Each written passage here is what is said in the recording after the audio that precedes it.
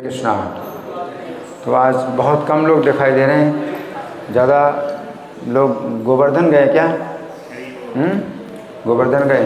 तो आप लोग और आगे आ जाएं, जो बहुत फैल करके बैठे हैं ना, आप लोग आगे आइए।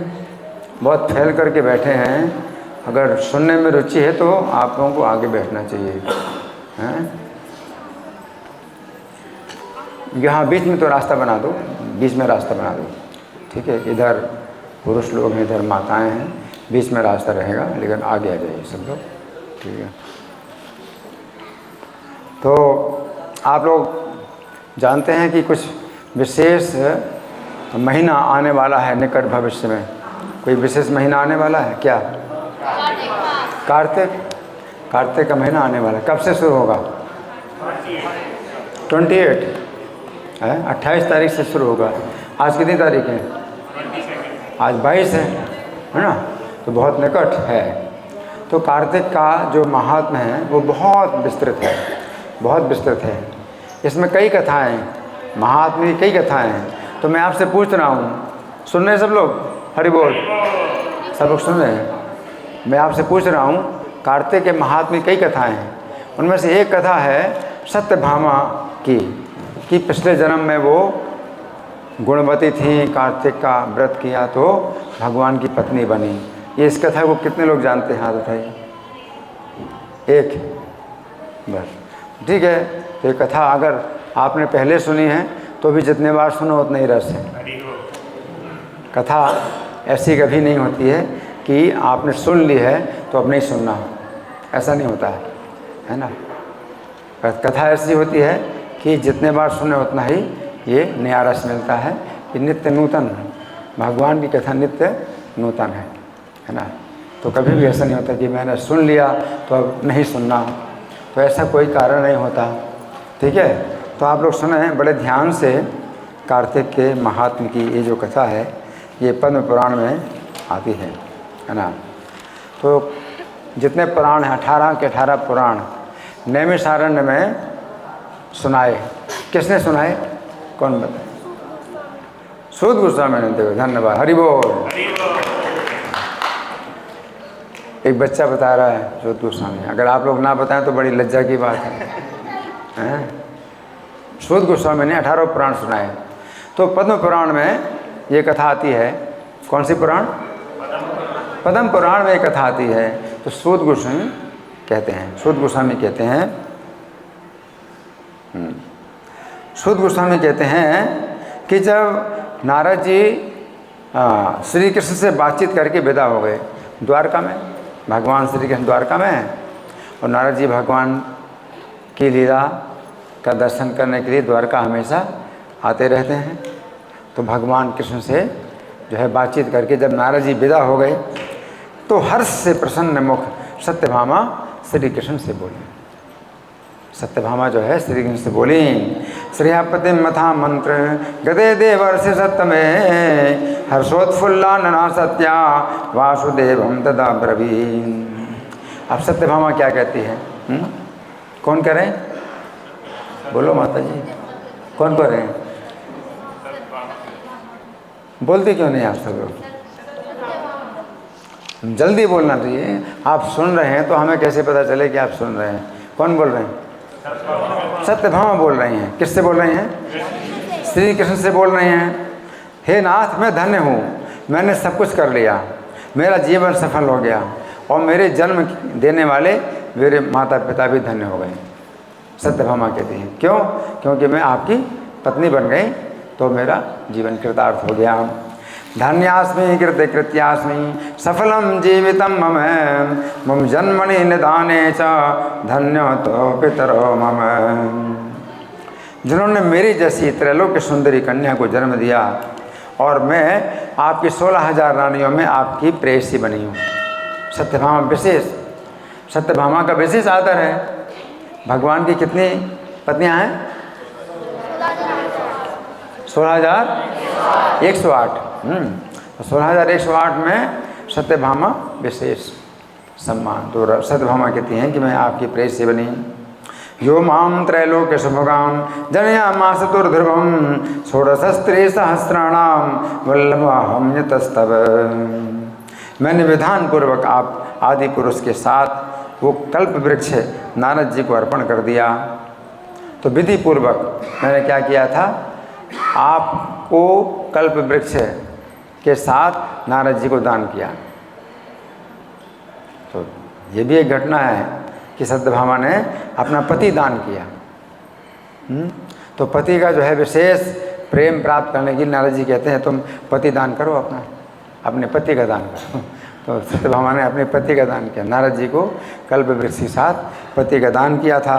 तो ये मैंने विधि पूर्वक आपको दान कर दिया, नारद जी को दान कर दिया। यस्मान मयादि पुरुषा कल्प वृक्ष समन्वित यथोक्ति विधिना सम्यक नारदाय समर्पित। और जिसके बारे में पृथ्वी के लोग नहीं जानते वो कल्प वृक्ष मेरे आंगन में विद्यमान है। मेरा इतना सम्मान आपने किया है कि मेरे आंगन में आपने क्या लगाया है, कल्प वृक्ष लगाया है, जिसकी बात पृथ्वी के लोग जानते भी नहीं कि कल्प वृक्ष क्या होता है ना। तो वो मेरे आंगन में विद्यमान है। यद वार्तामपि जानन्ति भूमि संस्थान जंतवः सोयम कल्पद्रुभोगे है सदा तिष्ठति चांगड़े। मैं इस समय तीनों लोकों के स्वामी श्री कृष्ण की प्रिय पत्नी हूँ। हे मधुसूदन, आज मैं आपसे कुछ पूछना चाहती हूँ। त्रैलोक्याधिपतेश्चाहं श्रीपतेरति वल्लभा अतो हम प्रष्टुमिच्छामि किंचित त्वां मधुसूदन। यदि आपका मेरे ऊपर अनुराग हो तो विस्तार से कहिए, जिससे मैं अपनी आत्मा का कल्याण कर सकूं। यथा कल्पम त्वया देव वियुक्ताश्याम न कर्हिचिन् यदि तुम मते प्रियकरः कथयस्वात्र विस्तरम श्रुत्वा तच्चा पुनश्चाहम करोमि हितमात्मनः। और आपका और मेरा बिछुए कल्प पर्यंत भी ना हो। सत्यभामा कहती हैं कि आपका और मेरा वियोग कल्प पर्यंत भी ना हो। तो सूत जी कहते हैं कि सत्यभामा का वचन सुन करके भगवान श्री कृष्ण मंद मंद मुस्कुराते हैं।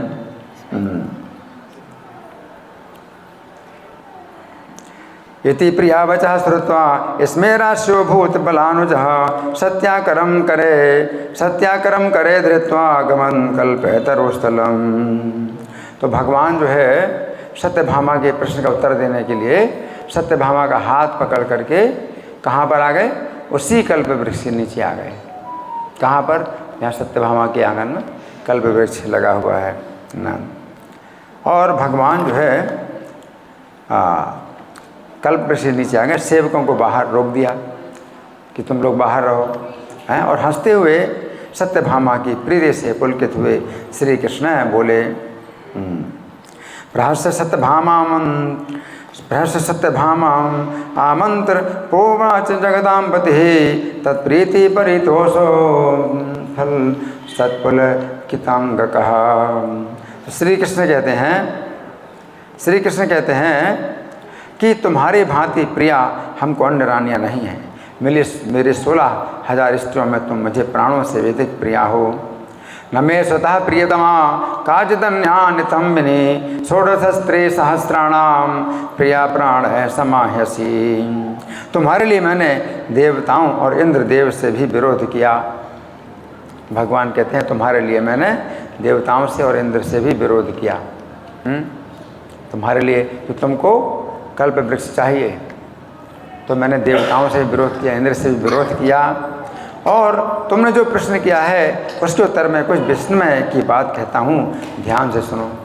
सत्यभामा कहती है ना कि आप मुझे ज़रूर मेरे प्रश्न का उत्तर दीजिए।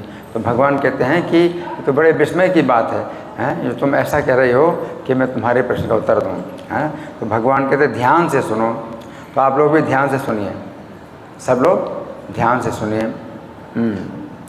तदर्थम देवराजोपि विरुद्धो दैवतः सह त्वयायन प्रार्थितम कांते शृणुतच्च महाद्भुतम। जब तुम्हारे लिए कोई चीज़ ना देने योग्य नहीं है, मेरे पास ऐसी कोई भी चीज़ नहीं है जो तुम्हें मैं ना दूँ। भगवान कहते हैं जब कोई भी चीज़ ऐसी नहीं है जो मैं तुम्हें ना दूँ, हैं और कोई काम ऐसा नहीं है जो तुम्हारे लिए ना करूं, हैं, तब तुम्हारे प्रश्न का उत्तर नहीं दूंगा, ये कैसे हो सकता है? सत्यभामा कहते हैं आप मेरे प्रश्न का उत्तर ज़रूर दीजिए। तो भगवान कहते हैं कि ऐसा कैसे हो सकता है कि मैं तुम्हारे प्रश्न का उत्तर न दूँ, जब कोई काम ऐसा नहीं जो तुम्हारे लिए मैं ना करूं, कोई और क्या कहा तुम्हारे लिए, जब कोई चीज़ ऐसी नहीं जो मैं तुम्हें ना दूं और कोई कार्य ऐसा नहीं जो ना करूं, तो फिर तुम्हारे प्रश्न का उत्तर ना दूं, ये कैसे हो सकता है? भगवान कहते हैं अदेयमपि वा कार्यम कथ्यमपि यत् पुनः तत्करोमि कथम प्रश्नम कथयामि न तत्प्रिय। हे प्रीतमे, जो तुम्हारे मन में हो सो पूछो, मैं कहूँगा। भगवान कहते हैं जो तुम्हारे मन में हो पूछो, मैं कहूँगा। सत्यभामा कहने लगे, हे नाथ, मैंने पूर्व जन्म में ऐसा कौन सा दान, व्रत या तप किया था? ये तो पूछने वाली बात है, ये पूछने वाली बात है ना। मैंने पूर्व जन्म में कौन सा ऐसा दान, व्रत या तप किया था? पृच्छस्तु सर्वं कथये यत्ते मनसि वर्तते दानं व्रतं तपो वापि किं पूर्वं कृतं मया। जिससे इस पृथ्वी पर मेरा जन्म हुआ और आपकी अर्धांगिनी बनी और गरुड़ गामिनी भी हुई। अर्धांगिनी तो बहुत सी हैं, आपके साथ गरुड़ में बैठ के कौन चलती है मेरे सिवा? तो ऐसा मैंने क्या किया था कि आपकी अर्धांगिनी बनी और गरुड़ गामिनी, गरुड़ गामिनी का मतलब गरुड़ में बैठ करके चलती आपके साथ, है ना। तो मैं गरुड़ गामिनी हुई, आपके साथ स्वर्ग लोकों में भी घूमती हूँ।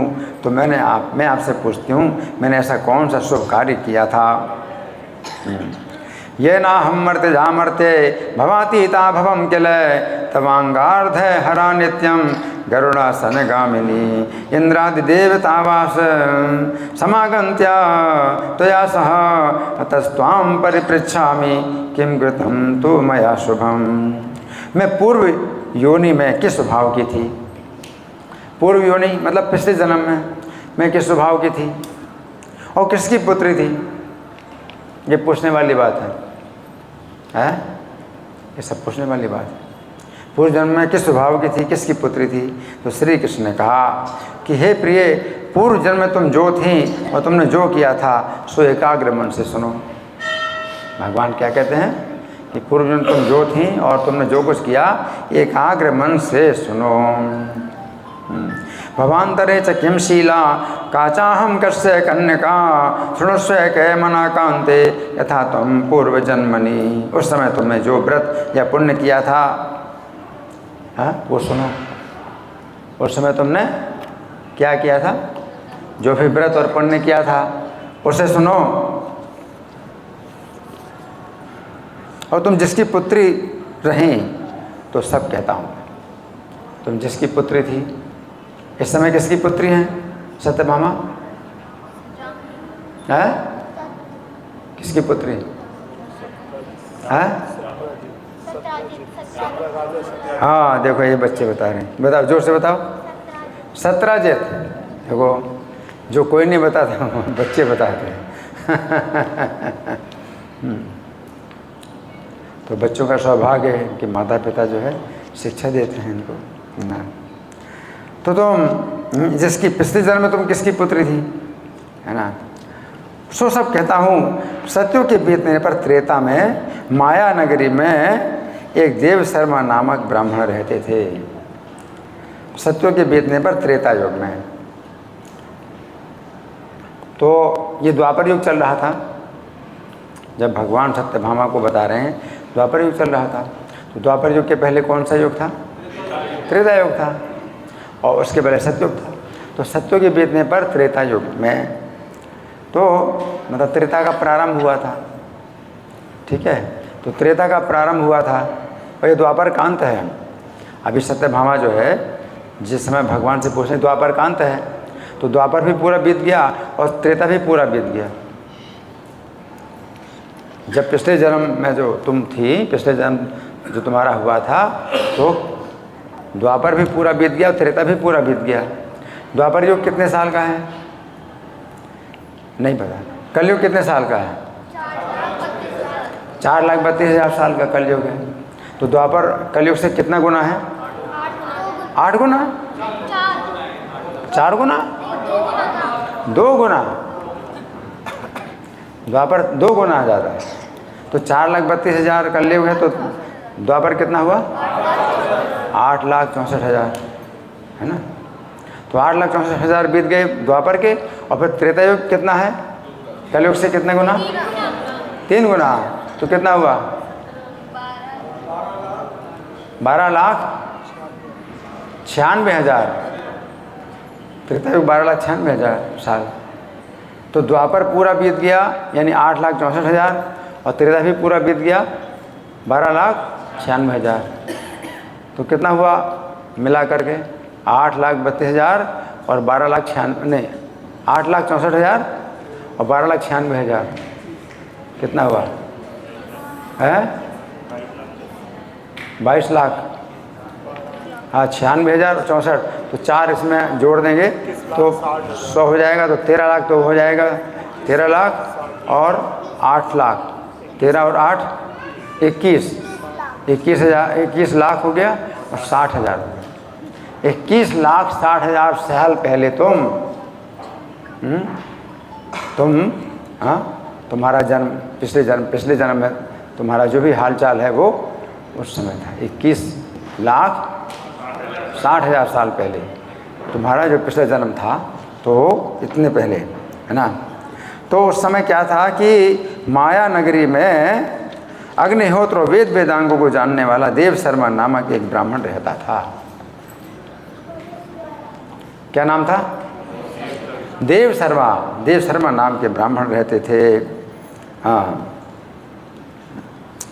पुण्यमृतम कृतवती तत्सर्वं कथयामि ते, आसीत् कृतयुगस्यान्ते मायापुर्यां द्विजोत्तमः, आत्रेयो देव शर्मेति वेद वेदांग पारगः, आतिथेयोऽग्निशुश्रूषा शौर्य व्रत परायणः। तो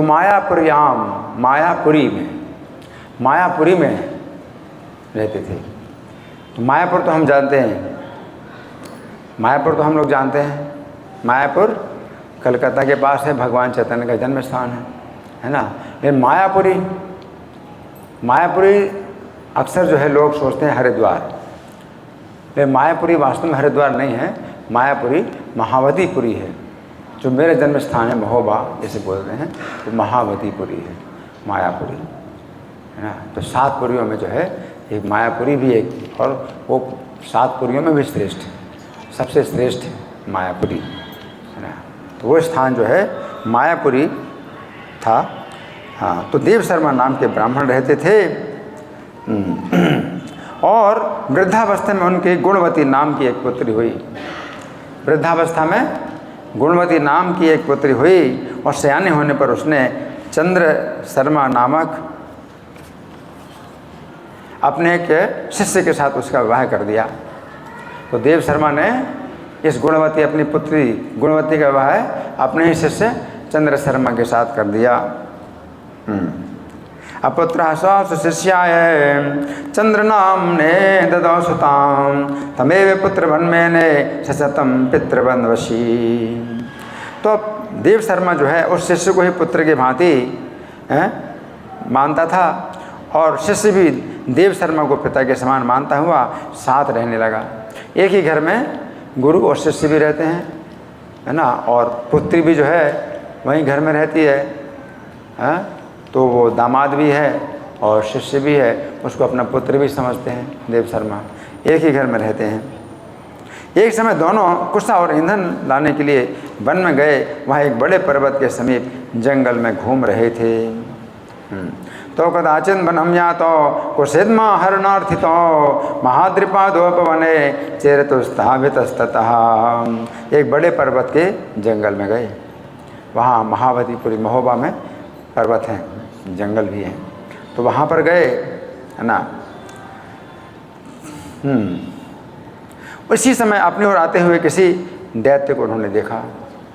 एक बहुत बड़ा राक्षस देखा, और राक्षस के भय से वो दोनों के दोनों शिथिल हो गए और भागने की शक्ति भी नहीं रही। ताव भो राक्षसं घोरम आयांतम तम पश्यताम भय भेवल सर्वांग असमर्थ पलायितुम। राक्षस को देखा दोनों ने। कौन दोनों? देव शर्मा और चंद्र शर्मा, जो शिष्य थे चंद्र शर्मा, दोनों ने देखा और राक्षस को देख करके भय से इतने बेहवल हो गए कि भागने की शक्ति भी नहीं थी, भागने की शक्ति भी नहीं रही। यमराज के समान उस भयंकर राक्षस ने तत्काल आकर उन दोनों को मार डाला और मरण उपरांत उस क्षेत्र के प्रभाव से पार्षदगण उनको वैकुंठ भवन ले गए, दोनों को वैकुंठ ले गए। तो क्षेत्र बहुत पवित्र है, वो क्षेत्र बहुत पवित्र है, जो मायापुरी का क्षेत्र है वो बहुत पवित्र है ना। तो वैकुंठ चले गए। निहतो राक्षसातेन कृतांत समरूपिणा तो तक्षेत्र प्रभावेण धर्मशीलतया पुनः वैकुंठ भवनम नीतो मंगलैर्मत समीप गए यावज्जीवम दुतत्याभ्याम सूर्य पूजादिकम कृत। तो जीवन भर उन्होंने विष्णु की आराधना की थी। हाँ, इस कारण से वे मेरे वैकुंठ में आए। तब विमान पर चढ़े हुए सूर्य के समान तेजस्वी हमारे ही जैसे रूपवान दिव्य चंदन और माला धारण किए मेरे पास ही रहने लगे। वे दोनों, कौन दोनों? देव शर्मा और चंद्र शर्मा मेरे समान ही रूप धारण करके मेरे पास रहने लगे। यानी सामीप्य और सारूप्य दोनों मुक्तियाँ प्राप्त हुई। सारूप्य मुक्ति भी प्राप्त हुई, सामीप्य मुक्ति भी प्राप्त हुई। सारूप्य माने भगवान विष्णु जैसा उनको रूप भी प्राप्त हो गया और सामीप्य माने भगवान के पास रहना, वो विशेष बात है। सारूप्य मुक्ति मिल जाती है, लेकिन सामीप्य भी मेरे साथ साथ वो और दुर्लभ है कि भगवान के साथ ही भगवान के समीप रहने लगे। हाँ, ततस्य तोमन भवनाधिवासिनो विमानयानो रविवर्चसा बुभो मत्तुल्य रूप मम सन्निधान गो दिव्यांगना चंदन योग भोगिनो। श्री कृष्ण कहते हैं, हे प्रिय, उधर गुणवती ने अपने पिता और पति का राक्षस द्वारा मरण सुना। अब वो बेचारी घर में, अब वो क्या करेगी? उसके पिता और पति दोनों का मरण हो गया है ना। उसने जब सुना तो वो दुखित होकर विलाप करने लगी। ततो गुणवती श्रुत्वा राक्षसा निहता बुभो पितृभर्तृ जय दुखार्ता करुणम पर्यदेवय। वो बोली, हाँ प्राणनाथ और हाँ पिता। एक प्राणनाथ है, दूसरे पिता हैं। हाँ प्राणनाथ, हाँ पिता, तुम हमको त्याग कर कहाँ चले गए? मैं अब आप लोगों के बिना असहाय नहीं हो गई। हाय, अब मैं क्या करूँ? उसका कोई संबंध भी नहीं था ना, घर के आसपास भी कोई संबंध नहीं थे उसके, है ना। हा नाथ हा पितस्त्यक्त्वा गच्छे हा क्वा मया विना बाला हम किम करोम्यद्य हे नाथा भवतो विना। अब भोजन वस्त्र से कौन मेरा पालन पोषण करेगा? क्या बोली वो? अब भोजन वस्त्र से मेरा कौन पालन और पोषण करेगा? कोई भी कार्य करने का सहूर मुझे नहीं है। अब कौन स्नेह से मुझ विधवा का पालन करेगा? अब कौन मेरे से स्नेह करेगा? कौन मुझ विधवा का पालन करेगा?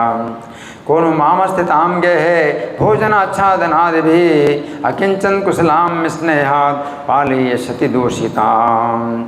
मैं कहाँ जाऊँ, कहाँ रहूँ और क्या करूँ? हाय, मैं ऐसी घृणित हो गई, मेरे पर देव का कोप हुआ है। अब मैं किस तरह जीऊँ? मैं बड़ी पापनी हूँ।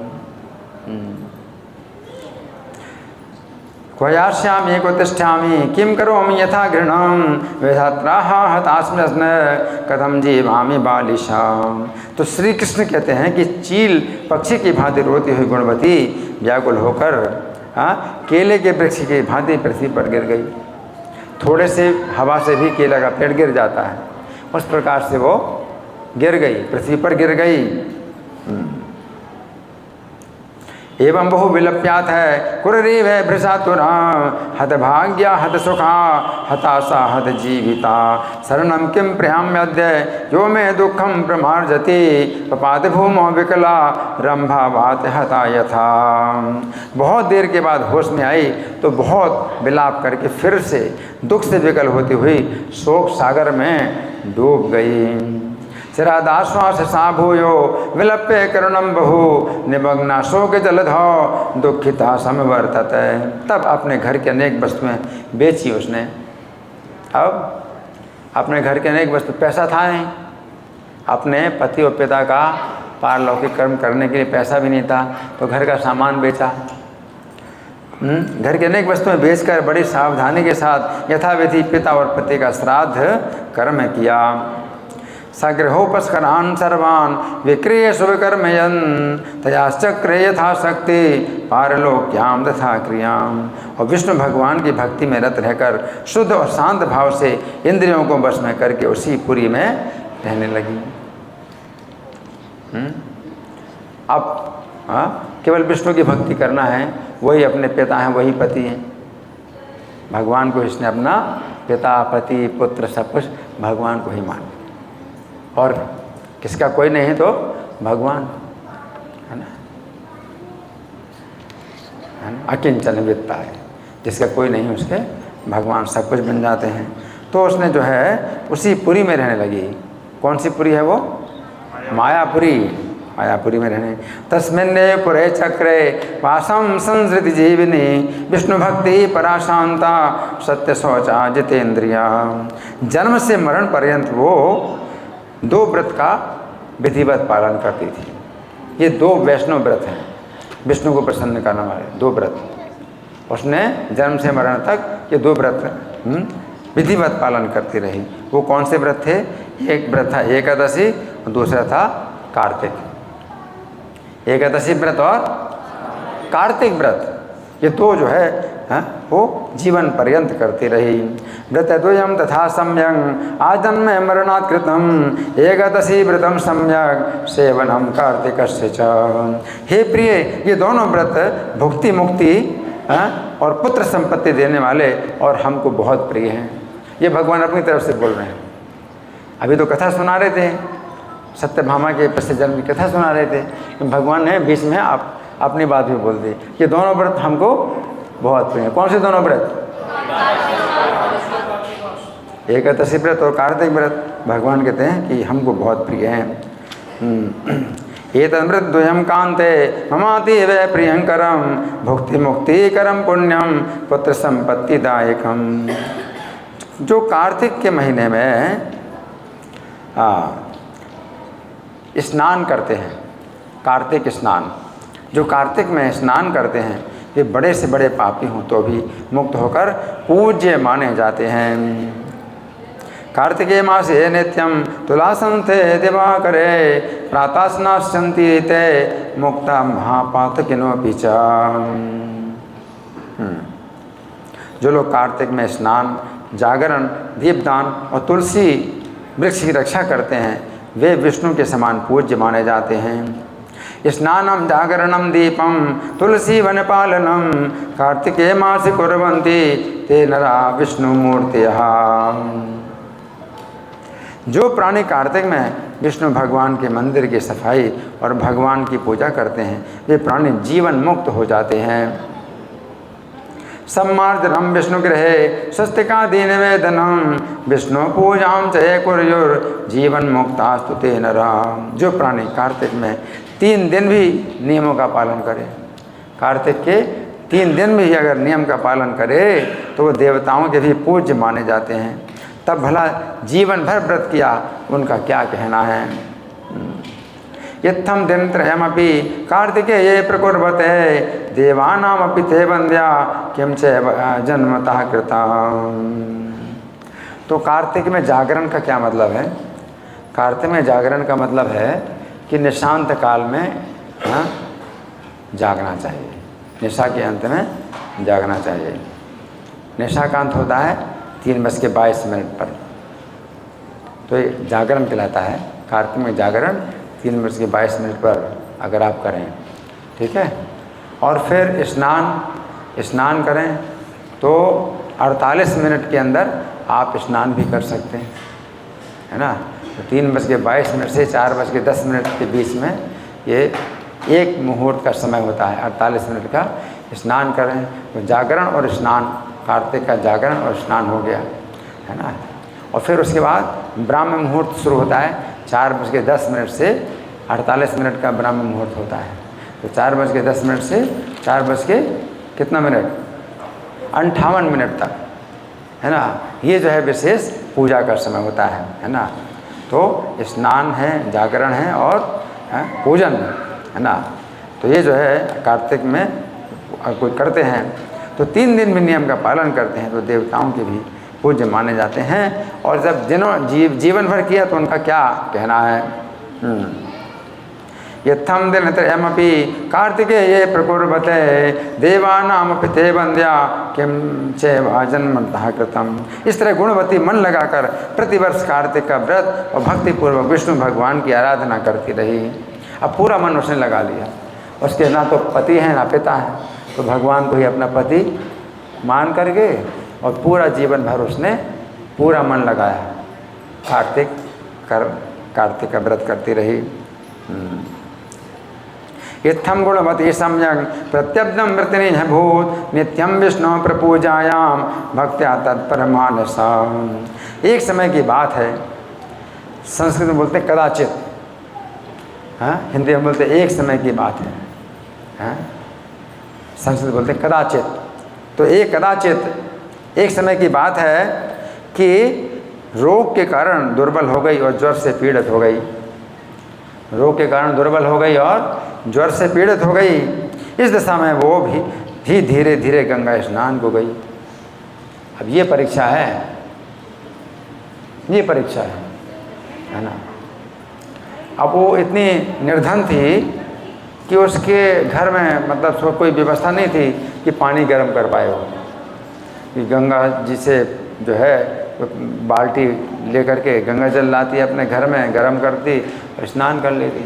अब हम तो जो है 12 महीने गर्म पानी मिलाते स्नान के लिए। अब मेरे शरीर की रक्षा के लिए 12 महीने मुझे गर्म पानी मिलाना पड़ता है। शरीर की रक्षा के लिए ज़रूरी स्नान करना ज़रूरी है। अगर गर्म पानी से अगर रक्षा होती है तो रक्षा के लिए गर्म पानी का इस्तेमाल करना है ना। उस इतनी निर्धन थी, उसके पास कोई साधन नहीं था, है ना, और कोई उसकी सेवा में कोई था नहीं, कोई उसकी सेवा में पानी ले आए गर्म कर दे उसको स्नान के लिए। तो कोई उसके साथ में नहीं था जो कि उसकी सेवा सहायता करे। तो ऐसे में क्या, अब स्नान तो करना ज़रूरी है। तो कैसे स्नान करते हुए धीरे धीरे चल रही है और स्नान करने के लिए जा रही है। तो धीरे धीरे गंगा स्नान को गई। कदाचित सारुजासाथ है कृशांगे ज्वर पीड़िता स्नातुम गंगाम गता कांते कथंचन छन के तदा। अब जल में स्नान करने को उतरी। अब बुखार है और गंगा जल कितना ठंडा है ना, गंगा जल का जल बहुत ठंडा, और स्नान करने के लिए उतरी तो ठंड से कांपने लगी। और उसी समय हाँ व्याकुल अवस्था में आकाश से आते हुए विमान को देखा उसने। विमान कहाँ से आ रहा था? वैकुंठ से। आकाश में उसने देखा वैकुंठ से विमान आ रहा है। उसके लिए उसने देखा यावत् जलांतर्गता कंपिता शीत पीड़िता तावत् सा बेहबला पश्यन् विमानम प्राप्त मंबरा। उस पर शंख चक्र गदा पद्म से युक्त विष्णु रूप धारण करने वाले पार्षद विद्यमान थे। वो पार्षद भी भगवान के रूप जैसे होते हैं। शंख 4 भुजाएं, शंख चक्र गदा पद्म धारण के लिए भगवान नहीं होते, वो भगवान के सेवक होते हैं, लेकिन भगवान जैसा रूप होता है उनका। उस विमान पर वो लेने आए थे। किसको लेने आए थे? गुणवती को। गुणवती को लेने आए थे और वो उस विमान पर गुणवती को चढ़ा लिया और चमर डुलाते हुए विष्णुगण उससे वैकुंठ में ले गए। विमान में बैठा लिया और चमर डुलाते हुए उसको कहाँ ले गए? वैकुंठ ले गए। हरि बोल। वैकुंठ में ले गए। संघ चक्र गदा पद्मैर आयुध रूपम फलक्षिता विष्णु रूपे धरा सम्यक वैनते यधुजांकितम आरोहे व्योमयानम ताम अप्सरो गण सेविताम सामरैर्विज्यमानाम ताम वैकुंठम वंदगणानय। उस विमान में बैठी हुई वह प्रदीप्त अग्नि के समान लगती थी। उसको कैसा शरीर प्राप्त हो गया? तो गंगा जल में तो उसका शरीर चला गया।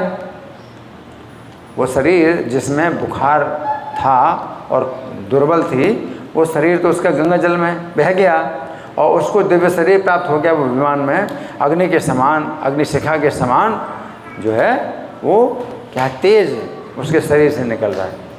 वो जो है विमान में बैठ के कहाँ चली गई? वैकुंठ में चली गई।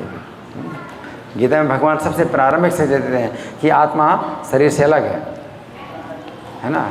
और इस जो है उसने व्रत का जो है नियम का पालन करके उसने अपने को इतना शुद्ध कर दिया कि शरीर से बिल्कुल अलग हो गई है। उसको शुद्ध जो है दिव्य शरीर प्राप्त हो गया, आध्यात्मिक शरीर प्राप्त हो गया और भौतिक शरीर बह गया, गंगा जी में बह गया और वो दिव्य आध्यात्मिक शरीर से वैकुंठ में चली गई।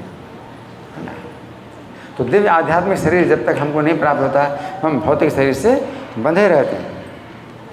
और जैसे हम व्रत नियमों का पालन करते हैं आध्यात्मिक शरीर विकसित होता है हमारा, है ना। और विकसित होता है तो फिर भौतिक शरीर उसी प्रकार छोड़ देते हैं जैसे सांप अपना कैंचुल छोड़ दे। तो जब आपका आध्यात्मिक शरीर अंदर विकसित हो जाए तो भौतिक शरीर आप उस प्रकार से छोड़ देंगे हैं, जैसे कि हाथ में पकड़ी हुई कोई लाठी है, फेंक दो, कुछ भी, है ना, फर्क नहीं पड़ता। आप इस भौतिक शरीर को फिर आप ऐसे त्याग देंगे जैसे कपड़ा, पुराना कपड़ा, हाँ, आपने त्याग दिया, आपको नया कपड़ा मिल गया, नया वस्त्र मिल गया तो दिव्य शरीर प्राप्त हो गया। तो ये पुराना शरीर है ना, जीर्ण शरीर को त्याग दिया, तो उसने जीर्ण शरीर त्याग दिया, है ना। तो भगवान कहते इस प्रकार वो कार्तिक व्रत के प्रभाव से मेरे निकट आ गई। किसके निकट आ गई? भगवान के निकट आ गई। अदसातन विमानस्था जुलतग्नि शिखोपमा कार्तिक व्रत पुण्य न मत सान्निध्यम गता भव। बहुत समय बाद जब ब्रह्मा आदि देवताओं की प्रार्थना से मैं इस लोक में आया तो बहुत समय के बाद बताया ना कि बहुत समय बाद, वो कितना समय पहले थी? 21,60,000 साल पहले की बात, है ना। उसके बाद जो है ब्रह्मादि देवताओं ने प्रार्थना की, क्या? पृथ्वी के भार उतारने के लिए। बहुत असुर बढ़ गए थे। तो त्रेता युग पूरा बीत गया, द्वापर युग भी अंत में, है ना। जब ब्रह्मादि देवताओं ने प्रार्थना की हैं तो मैं इस लोक में आया, तब मेरे साथ मेरे गण भी आए, मेरे साथ में वो मेरे गण भी आए। तो वो गुणवती भी आई मेरे साथ में, और जो देव शर्मा चंद्र शर्मा भी आए, और सब पार्षद आए मेरे साथ, है ना। तो गुणवती के जो पिता थे वो पति थे, वो भी भगवान के पास पहले से थे, वो गुणवती भी आ गई भगवान के पास। और जब ब्रह्मा देवताओं की प्रार्थना से भगवान जब पृथ्वी पर आए तो गुणवती भी आई इस पृथ्वी पर, और चंद्र शर्मा और देव शर्मा सब आए। अब अलग अलग नाम से आए ना, है ना। तो भगवान कहते मेरे गण भी आए। अति ब्रह्मादि देवानाम यदा प्रार्थनया भुवम आगतो हम गणा सर्वे आयातास्ते मया सह। ये सभी यादव मेरे गण हैं। भगवान कह रहे हैं, क्या कह रहे हैं? ये सभी यादव मेरे गण हैं। देव शर्मा विप्र उस जन्म में जो तुम्हारा पिता था, उस जन्म में सत्राजित यादव हुआ है। पिछले जन्म में जो पिता था वो इस जन्म में भी कौन है? सत्राजित यादव हुआ है। एते ही यादवा सर्वे मनगणा एव भामिनी पिता ते देव शर्मा भूत सत्राजित अभिधो यथ। उस जन्म के तुम्हारे पति चंद्र शर्मा अक्रूर हुए हैं। उस जन्म में तुम्हारे पति चंद्र शर्मा थे, वो अक्रूर हुए हैं, अक्रूर हुए हैं। और तू वही दुखिया गुणवती है, तुम ही दुखिया गुणवती है। हरि बोल। अब ये सब बातें भगवान ना बताएं तो कौन बताएगा? कौन जान सकता है सब बात, है ना। उस जन्म के कार्तिक व्रत के पुण्य से ही मुझे तुम बहुत प्यारी हुई हो। यश्चंद्र शर्मा स्वक्रूर त्वं सा गुणवती शुभा कार्तिकेय व्रत पुण्य न बहुमन प्रीतिदायिनी। उस समय मेरे मंदिर के द्वार पर जो तुमने तुलसी का बगीचा लगाया था, कार्तिक में तुमने मेरे मंदिर के द्वार पर तुलसी का बगीचा लगाया था, तो उस कारण से, उसी के पुण्य से आज तुम्हारे घर में कल्प वृक्ष मैंने लगाया है। हरि बोल।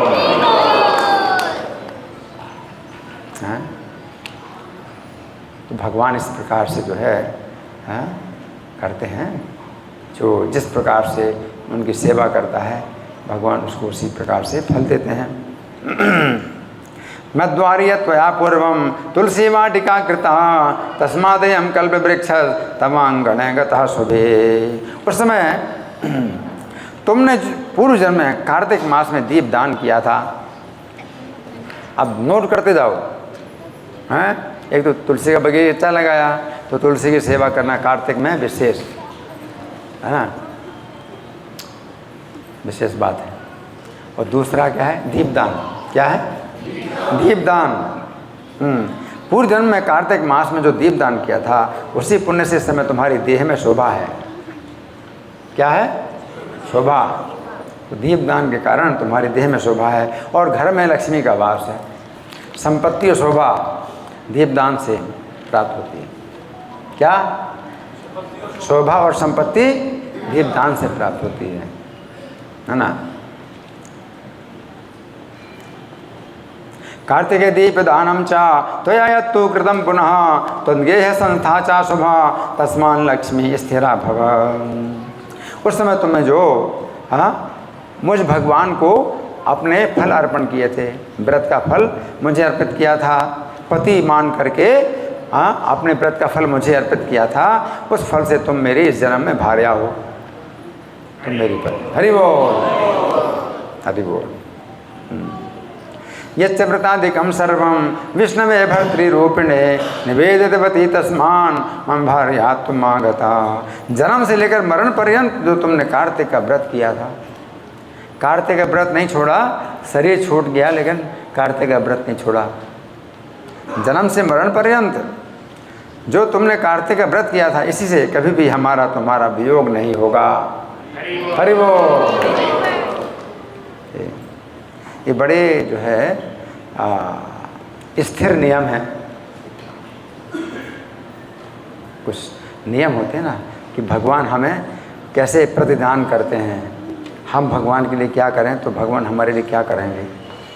ये सब बातें समझने की हैं, हमेशा के लिए, हमेशा के लिए सिद्धांत है।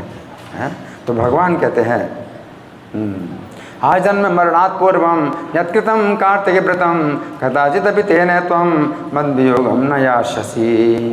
इस तरह जो मनुष्य नियम से कार्तिक महीने भर व्रत करेंगे, वे सब मेरे ही पास रहेंगे और तुम्हारे समान प्रिय होंगे। हरि बोल।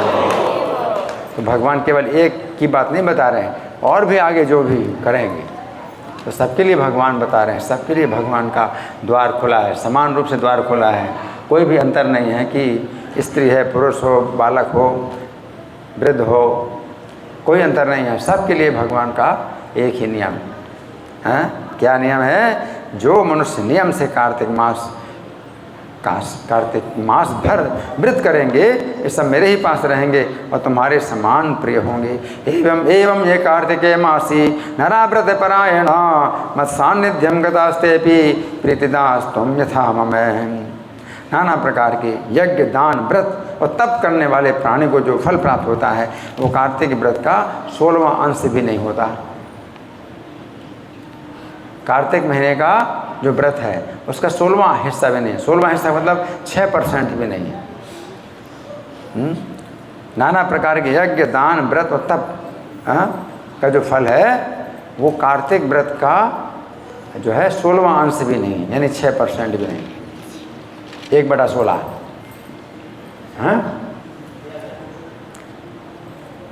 यज्ञदान व्रत तपः कारिणो मानवा खलु कार्तिके व्रत पुण्यस्य नाप्नुवन्ति कलामपि।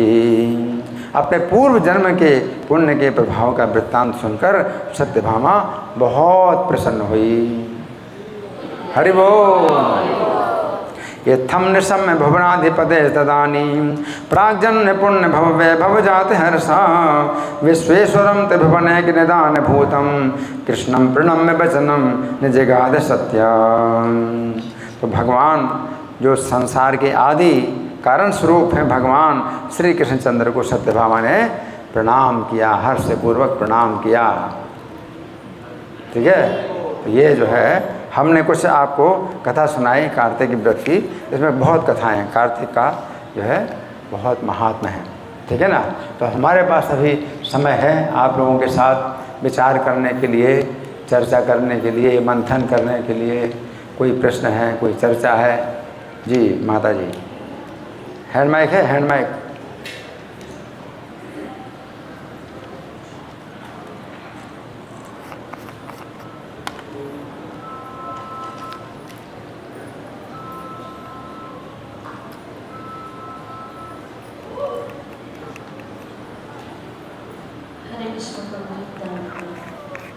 मेरा प्रश्न ये है कि आप अभी रहते हैं और हम अक्सर सुनते आते हैं लेक्चर्स में कि आत्मा जो है, शरीर जब वस्त्र जब पुराना हो जाता है तो हम उसको छोड़ देते हैं। बट ऐसा होता है कि वस्त्र पुराना ना होने के बावजूद भी कभी कभी उसको छोड़ना पड़ता है। तो इसको थोड़ा सा इनका प्रश्न अच्छा प्रश्न है,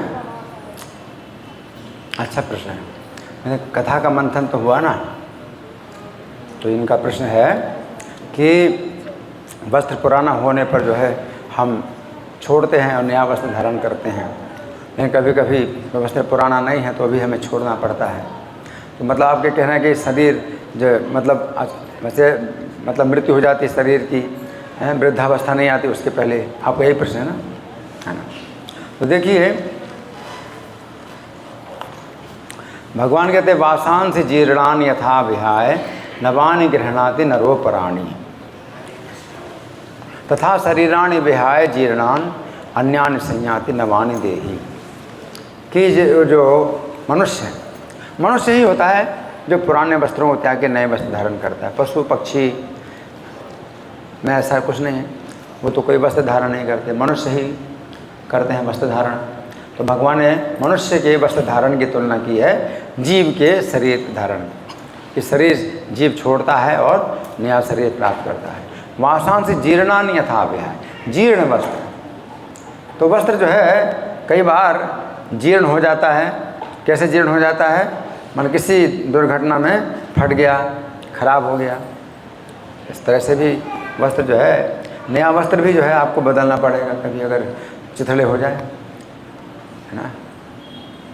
तो कुरुक्षेत्र के युद्ध में जितने भी सैनिक हैं सब जवान ही तो हैं, है ना।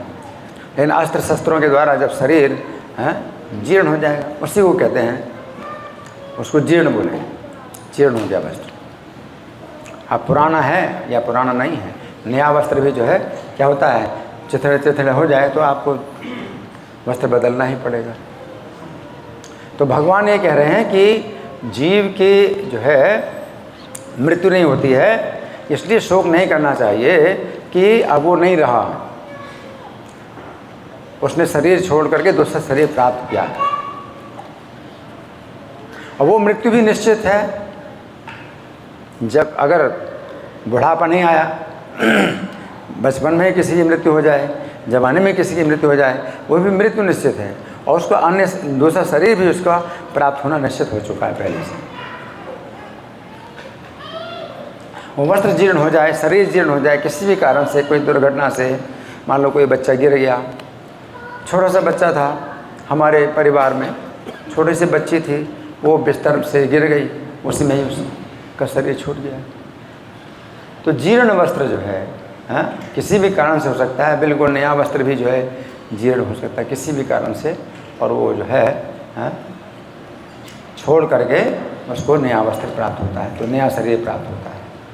तो भगवान जो है इसके लिए शोक मतलब कह रहे हैं शोक नहीं करना चाहिए, है ना। तो हम तो मतलब यही सोचते हैं भाई नहीं रहे, अब वो नहीं रहे, कभी कभी हम कहते हैं हमारे पिताजी नहीं रहे, ख़त्म हो गए। तो हमारे घर में भी कभी हमारी बहन कहा करती पिताजी ख़त्म हो गए, तो ख़त्म थोड़े हुए, है ना, शरीर छोड़ा, आपके को शरीर छूट गया उनका, तो शोक किया भी जाता है, शोक किया भी जाता है, लेकिन सीमित शोक करना चाहिए। शोक करने की बात भी है, ऐसा थोड़ी है कि शोक नहीं करना। अब गुणवती ने शोक किया कि नहीं पिता और पति के लिए, तो क्या वो अनुचित था? उचित था शोक। और फिर बहुत हमारे जीवन में कई बाधाएं आती हैं, उनके बिना हमारा काम जो है चल रहा था, अब काम कैसे चलेगा, तो वो भी कारण होता है शोक का। तो शोक जो है मतलब अपने से सम्मानित हैं, कोई शरीर छूट जाए तो शोक करना चाहिए, तो वो जो है शोक करने की बात भी होती है। लेकिन शोक जो है ऐसा शोक नहीं करना चाहिए कि अपना सब काम ही बंद हो जाए, उनकी शोक में अपना सब काम ही बंद कर दो, तो ऐसा नहीं है। तो गुणवती ने फिर जो है शोक तो बहुत किया, लेकिन बाद में फिर अपना काम किया। तो अपने पति और पिता का श्राद्ध करने के लिए अपने घर के सब बर्तन ही बिछाए। अब घर में कोई बर्तन ही नहीं है, वो गंगा में स्नान करने जाती है, कोई बर्तन ही नहीं था कि पानी गर्म कर पाए, वो बर्तन भी नहीं थे, तो शोक करना होता है। और सत्यभामा भी जो है भगवान की पत्नी है, तो इनके पिता सत्यराजित को जो है प्रसेन नहीं, वो किसने मारा? सद्धनवा ने मारा और मणि ले ली सत्यराजित से, है ना। तो भगवान ने जो है उसके लिए भी शोक किया। और भगवान जो है उस समय हस्तिनापुर गए थे शोक करने के लिए। 5 पांडव और एक कुंती माता, उनके शोक करने के लिए गए थे भगवान द्वारका से हस्तिनापुर। 5 पांडव और कुंती माता लाक्षागृह में जल के मर गए।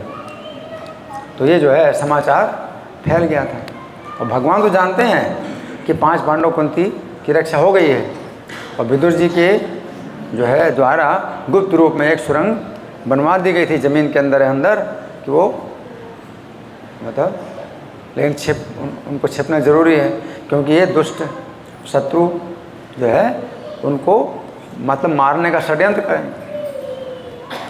दुर्योधन, धृतराष्ट्र, ये जो है शत्रु हैं, तो इसलिए जरूरी था कि वो छिप कर रहें।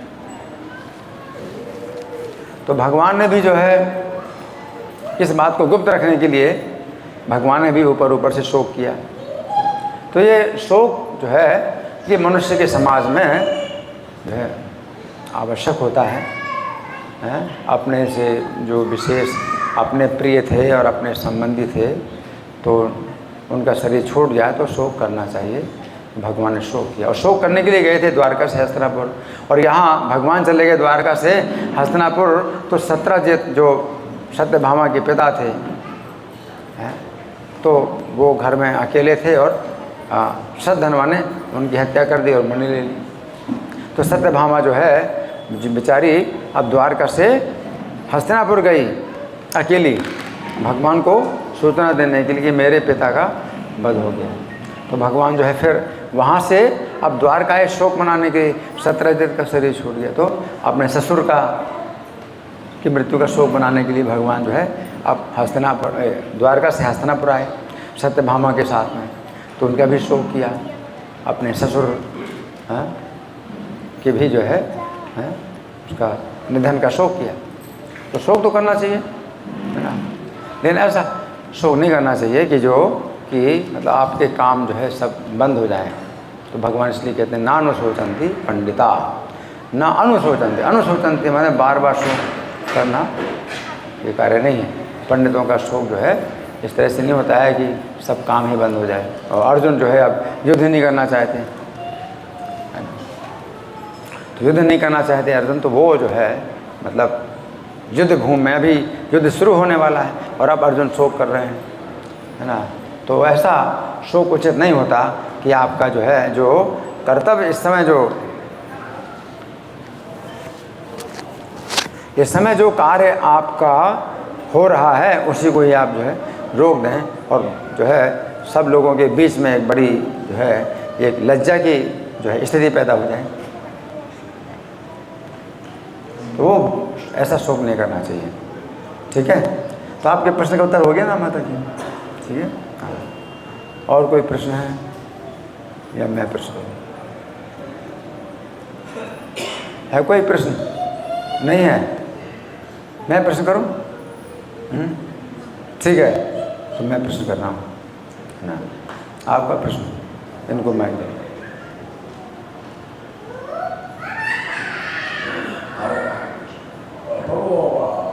कार्तिक महीने का ये क्या कार्तिक व्रत का वो एक ही वो है, जैसे कार्तिक का वो व्रत करेंगे ना, उसका जो महत्व इम्पोर्टेंस पर्पस करेंगे उसको एक ही होता है। एक ही है, इसका पर्पस एक ही है, भगवान की प्रसन्नता। कार्तिक व्रत जो है ये भगवान को प्रसन्न करने के लिए है, ये वैष्णवों के लिए है। अभी जैसे नवरात्र चल रहा है तो ये वैष्णवों का नहीं है, ये शाक्तों के लिए है, जो शक्ति की उपासना करते हैं, देवी की उपासना करते हैं, तो वो शाक्त व्रत होता है। एकादशी का व्रत वैष्णवों का है, विष्णु की प्रसन्नता के लिए, है ना। ये नवरात्रि ये क्या है? शाक्तों के लिए है। और कुछ जो है व्रत होते हैं जो शैवों के लिए होते हैं। तो कई प्रकार के धार्मिक लोग होते हैं, वैष्णव होते हैं जो विष्णु को सर्वोच्च मानते हैं, वो वैष्णव कहलाते हैं। दूसरे होते हैं शाक्त, जो शक्ति को सर्वोच्च मानते हैं, तो शाक्त कहलाते हैं, भाई देवी सबसे ऊपर है। और जो शैव होते हैं वो शिव जी को सबसे ऊपर मानते हैं, तो शैव कहलाते हैं। तो शैव हैं, वैष्णव हैं, शाक्त हैं, ये होते हैं। लेकिन जो एकादशी का व्रत है और कार्तिक का व्रत है, और भी व्रत होते हैं, जन्माष्टमी, रामनवमी, नरसिंह चतुर्दशी, ये सब वैष्णव व्रत हैं। हम लोग वैष्णव हैं, हम लोग वैष्णवों का व्रत करते हैं, वैष्णव व्रत करते हैं, ठीक है। और विष्णु की आराधना से सबकी आराधना हो जाती है। हरे कृष्ण प्रभु जी। Prasadam will be ready by 2:30 PM if we can engage devotees by that time will be better प्रभु जी। हाँ, तो 2:30 बजे तक ही हम करेंगे, 2:30 बजे तक करेंगे, हमारा टाइम निश्चित। तो मैं क्या बता रहा था? नहीं, मैं बता रहा था कि जिस प्रकार से वृक्ष की जड़ में सिंचन करने से वृक्ष की तने और शाखाएं और पत्ते सब का सिंचन हो जाता है, उसी प्रकार से विष्णु की आराधना से सब की आराधना हो जाती है। यथा तरोर्मूल निषेचनेन तृप्यन्ति तत्स्कंद भुजोपि शाखा प्राणोपि हरा च यथेन्द्रियाणाम तथैव सर्वार्हणम अच्युतेज्या। यथा तरोर्मूल निषेचन, वृक्ष की जल का सिंचन करने से तृप्यन्ति तत्स्कंद भुजोपि शाखा, उस वृक्ष की जो है तने और शाखाएं और पत्ते सब तृप्त हो जाते हैं, है ना। तृप्यंत तत्स्कंद भुजोपि शाखा प्राणों पे हरा चैथेन्द्रियाणाम। इसी प्रकार से जिस प्रकार से भोजन से जितनी इंद्रियां हैं वो संतुष्ट हो जाती हैं। तो आप जो है भोजन मुंह में डालते हैं तो आपके जो आँखों की जो इंद्रियां हैं उनमें भी देखने की शक्ति आ जाती है, हाथों में भी काम करने की शक्ति आती है, पैरों में सब इंद्रियां को शक्ति आ जाती है ना।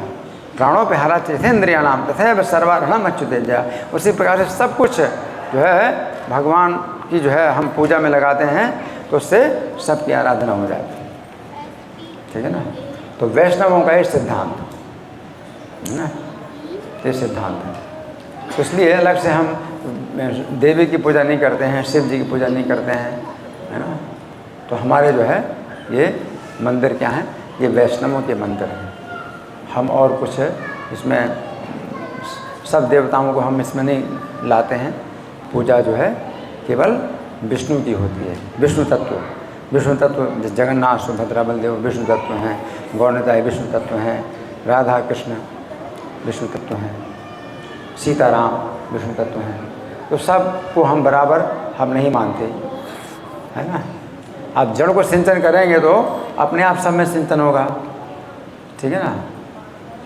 और अगर आप ऐसे अलग पेड़ की तने में आप पानी डालोगे तो बेकार जाएगा, पेड़ की शाखा में पानी डालोगे बेकार जाएगा, पेड़ के पत्तों में पानी डालोगे बेकार जाएगा, है ना। उसी प्रकार से जो है हम वृक्ष की जड़ में सिंचन कर रहे हैं, है ना। तो उसमें सब प्रसन्न हैं। पूरी सृष्टि में, पूरी सृष्टि, ये पूरी सृष्टि एक वृक्ष है।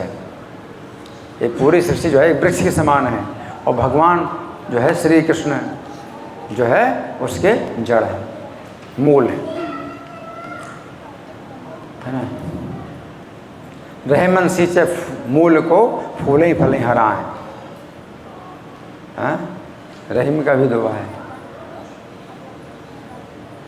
कि अगर आप मूल को सिंचन करोगे तो पूरा पेड़ फूलता फलता और हरा भरा होता है ना। इस प्रकार से जो है ये जो महीना है, कार्तिक का महीना है, ये विशेष है। ठीक है ना। कार्तिक के महीने के कार्तिक के महीने में गुणवती ने, भगवान बताते हैं कि तुमने क्या किया तो उससे मैंने तुम्हारा क्या किया।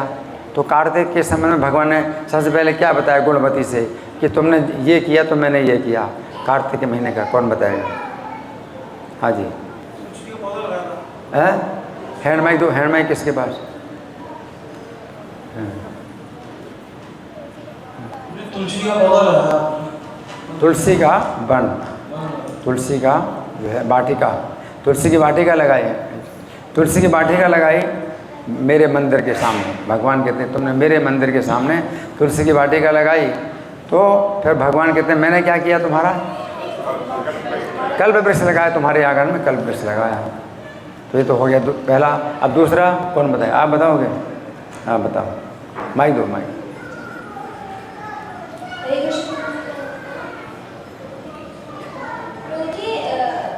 गुणवती ने दीपदान किया था जिससे उनको अपना शोभा और संपत्ति, हरि बोल, है ना।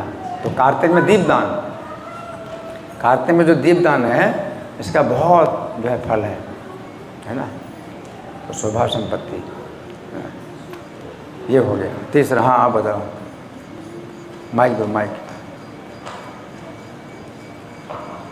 व्रत के फल अर्पण किए थे।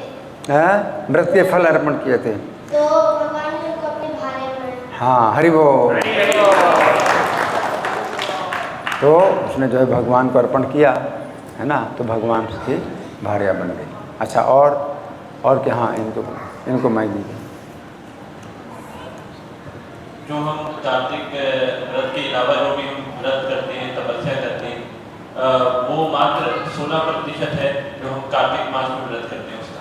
हाँ, वो तो आगे आएगा बात, वो आगे आएगा। इन्होंने बताया कि वे भगवान ने, मतलब ये तो नियम बताया, ये जो है भगवान ने नियम बनाया कि कार्तिक व्रत का जो फल है वो जितने भी यज्ञ दान व्रत हैं उन सब से जो है उसकी तुलना में 16वां हिस्सा भी नहीं है ना, यानी 6% भी नहीं है।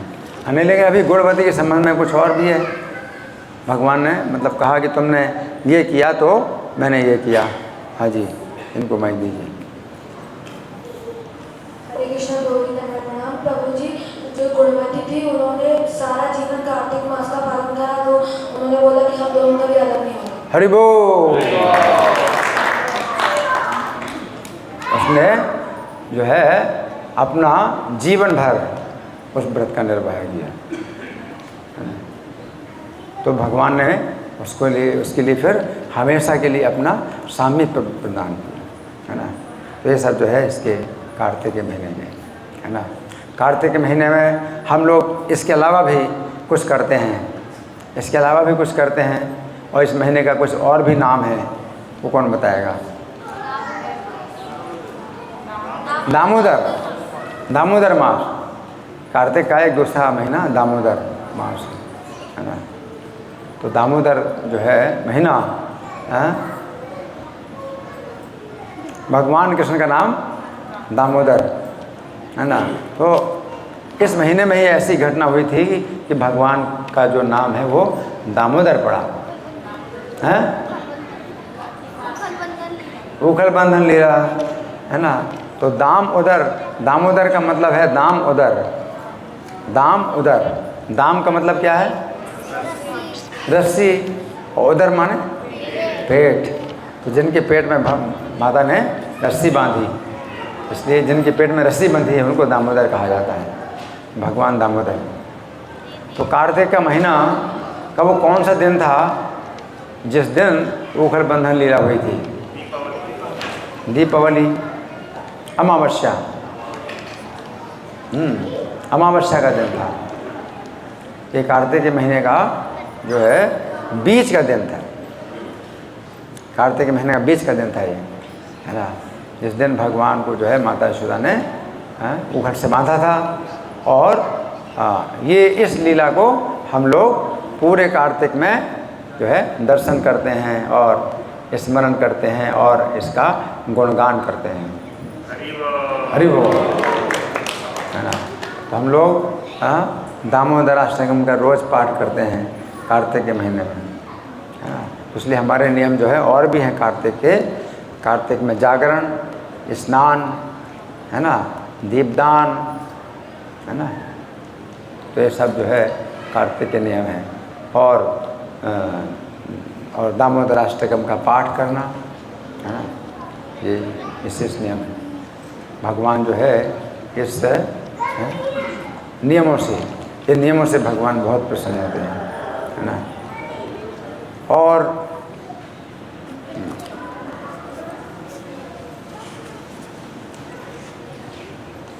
भगवान जो है ये जो कथा सत्यभामा को सुनाते हैं, भगवान ये कथा जो सत्यभामा को सुनाते हैं, तो किस कारण से सुनाते हैं सत्यभामा को ये कथा? हाँ जी, इनको माइक दीजिए। जब वो प्रश्न पूछती, मैंने पिछले जन्म में ऐसा कौन पुण्य करा था कि मुझे आपकी भार्य बनने का सौभाग्य मिला? हरि बोल। सत्यभामा ने ये प्रश्न किया था। तो ये प्रश्न जो है सत्यभामा ने किया, क्योंकि मतलब क्या है कि सत्यभामा का कुछ भी इसमें कोई प्रयास नहीं था। सत्यभामा मतलब एक कन्या जो होती है तो वो अबला होती है, उसका अपना कोई बल नहीं होता कि वो जो है उसका वह कहाँ होगा, किसके साथ होगा, यही जो है विधि है। अभी आजकल तो जो है लड़कियों को स्वतंत्र किया जाता है, लड़कियां स्वतंत्रता से अपना वर चुनती हैं, अपना पति चुनती हैं, और उसमें जो है फिर बहुत बड़ी गलती होती है, बहुत बड़ी गलती होती है। क्योंकि युवावस्था में जो लड़की होती है तो वो जो है भविष्य को नहीं देख पाती कि उसके भविष्य के लिए आगे कैसे संकट आएंगे। वो अपनी इंद्रिय तृप्ति के आधार पर ही जो है अपने पति का चुनाव करती है ना। और इस प्रकार से जो है वो आगे चल कर के जो वास्तविकता है फिर दूसरी प्रकार की वास्तविकता आती है ना। तो इंद्रिय तृप्ति के आधार पर लड़के लड़की जो है एक दूसरे से जो विवाह करते हैं तो उसको बोलते तो हैं लव मैरिज, लेकिन वास्तव में वो लव नहीं है, लव यानी प्रेम विवाह नहीं है, वो क्या है, ये लस्ट मैरिज है ना, ये लस्ट है, उसको लव का नाम दिया जाता है, ये वास्तव में काम वासना है, उसको प्रेम का नाम दिया जाता है। जबकि लव में और लस्ट में ज़मीन आसमान का अंतर है, न दिन रात का अंतर है। लव में और लस्ट में दिन रात का अंतर है ना। तो ये लस्ट है, ये आगे चल कर के क्या होता है, ये जहर हो जाता है। भगवान रजोगुणी शोक बतलाते हैं। रजोगुणी शोक क्या होता है, यस्येन्द्रिय संयोगात यत् तदग्रे अमृतोपमम परिणामे विषम तत्सुखम राजसम स्मृतम, कि जब विषयों का इंद्रियों से संयोग होता है तो वो प्रारंभ में अमृत की जैसा लगता है और परिणाम में विष होता है। वो रजोगुणी शोक है, वही काम वासना है। ये क्या है, रजोगुणी शोक। प्रारंभ में अमृत की तरह लगता है और परिणाम में विष होता है।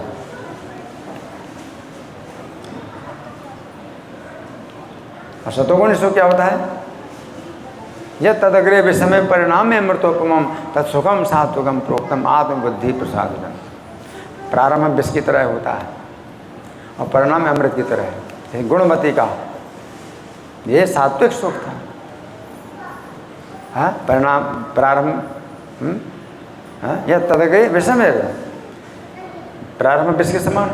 कार्तिक के नियमों का पालन किया उसने, है ना, और इतने ठंड में वो जो है जा रही है, वो विष की तरह है। प्रारंभ में विष के समान और परिणाम में अमृत के समान। क्या हुई? विमान में बैठ के वैकुंठ चली गई, स्वर्ग नहीं गई। स्वर्ग जाएंगे तो नीचे नहीं, स्वर्ग नहीं गई, वैकुंठ है। परिणाम में अमृत, तो अमृत है, परिणाम में अमृत की तरह है। तत्सुखम सात्विकम प्रोक्तम आत्मबुद्धि प्रसाद, सात्विक सुख। तो सत्यभामा जो बता रही है कि मेरे इतना बड़ा सौभाग्य कैसे प्राप्त हुआ, क्योंकि पुत्री है अपने घर में, कन्या है अपने घर में, तो उसका कोई बस नहीं चलता कि वो अपनी मर्जी से वह किसी को करे, किसी को करे। और उसका वह कहाँ होगा, किस घर में होगा, कुछ पता नहीं। तो ये सौभाग्य, उसका सौभाग्य है, भगवान उसको पति रूप में प्राप्त हुए, तो सौभाग्य था।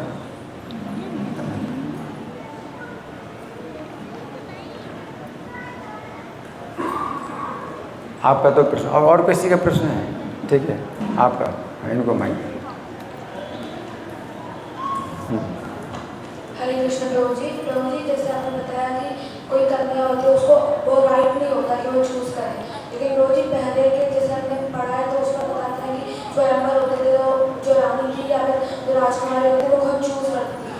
अच्छा प्रश्न है इनका। देखो छोटा बच्चा भी जो है इतने प्रश्न कर रहा है, इसने कितना मतलब सुना है, मंथन किया है, इसलिए प्रश्न कर रहा है। तो ये प्रश्न कर रहा है कि कन्या का तो कोई मतलब अधिकार नहीं होता है, स्वतंत्रता नहीं होती है अपना पति चुनने का, लेकिन जो राजाओं की जो पुत्रियां होती हैं वो कभी कभी उनको स्वयंवर करने का अवसर मिलता है। वो स्वयंवर भी जो है कैसे होता है, राजा जो है कुछ विशेष श्रेष्ठ राजाओं को निमंत्रित करेगा स्वयंवर के लिए, हाँ, सब नहीं कि भाई अपनी मर्जी से जाओ तुम कहीं भी किसी को अपना पति बनाओ, ऐसा नहीं है। वो जो है अपनी पुत्री के लिए स्वयंवर रचेगा, तो श्रेष्ठ राजाओं को बुलाएगा, उनमें जो है अपना कोई पति चुने वो, ठीक है। तो वो भी एक सीमित मतलब स्थिति होती है, वो नहीं कि मतलब ऐसे। हाँ, जैसे सावित्री थी, सावित्री कथा में आता है कि उसके पिता ने कहा कि तुम जाओ अपनी इच्छा से अपना पति चुन लो, तो वो सावित्री का एक गुण देख करके कि वो सावित्री पूरी तरह सत्व गुण में है और उसको इंद्रियों की जो है विषय भोगों में जरा भी रुचि नहीं है, तो ऐसी कोई बहुत बिरली कन्या अगर हो तो उसको जो है मतलब उसको रथ में बैठा करके और सारथी के साथ भेज दिया कि अपनी इच्छा से तुम अपने पति का वर्ण कर लो, अपने पति को चुनो। तो बहुत बिरले, ये सामान्य नियम नहीं है, ठीक है। हाँ जी, आपका प्रश्न था, इनको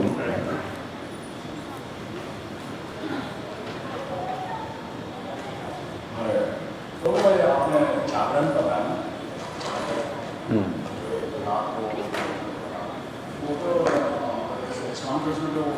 जागरण भी मैंने बताया, रात्रि जागरण नहीं हमने बताया, हमने कार्तिक जागरण बताया। तो कार्तिक जागरण मैंने क्या बताया, किस समय जागना है?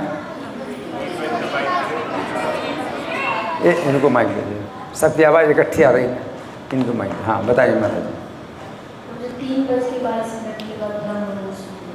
निशांत काल, निशांत काल जो होता है तो हम लोग भजन भी कहते हैं, विभावरी शेष आलोक प्रवेश निद्रा छाड़ी उठ जीवा।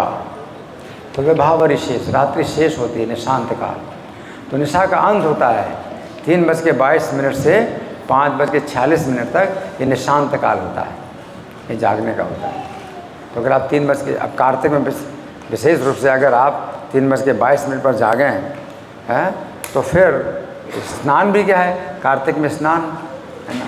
तो कार्तिक में स्नान का फिर मतलब यही है कि ब्राह्मण मुहूर्त के पहले स्नान भी कर लो। निशांत काल 2:24 का होता है, 2 घंटा 24 मिनट। निशांत काल 2 घंटा 24 मिनट का है, 3:22 से 5:46 तक, ठीक है। तो इसमें 48 मिनट के 3 मुहूर्त हैं, 48 मिनट के 3 मुहूर्त हैं। जो पहला मुहूर्त है 48 मिनट का, उसमें आप स्नान करो, और फिर दूसरा मुहूर्त 48 मिनट का है, वो ब्राह्म मुहूर्त कहलाता है। 4:10 से 4:58 तक ब्राह्म मुहूर्त।